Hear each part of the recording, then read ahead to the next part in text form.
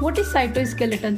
Cell के cytoplasm में protein fibres एक जाल जैसी संरचना बना देते हैं। इस जाल जैसी संरचना को साइटोस्केलेटन कहते हैं। We can also defined as the network of protein fibers in the cytoplasm of cell is called cytoskeleton, basically found in eukaryotic cells। वैसे ये यूकैरियोटिक सेल्स में ही मिलता है, लेकिन कुछ प्रोकैरियोटिक सेल्स भी हैं लाइक ईरिचिया कोलाई बैक्टीरिया, जिसको हम शॉर्ट फॉर्म में ई कोलाई बैक्टीरिया भी कहते हैं, ये उसके अंदर भी मिलता है।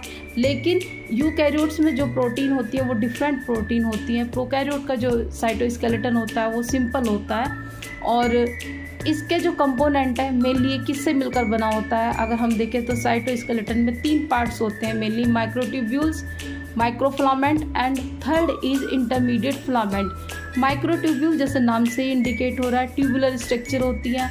ये जो ट्यूब लाइक स्ट्रक्चर होती है होलो होती हैं, और इसमें इसको जो बनाने वाली प्रोटीन होती है वो ट्यूबुलिन प्रोटीन होती हैं, और ये ट्यूबुलिन प्रोटीन भी alpha tubulin and beta tubulin होती हैं। सेकंड जो कंपोनेंट है वो माइक्रोफिलामेंट है, जिसको एक्टिन फिलामेंट भी कहते हैं। ये बेसिकली एक्टिन प्रोटीन से बना होता है।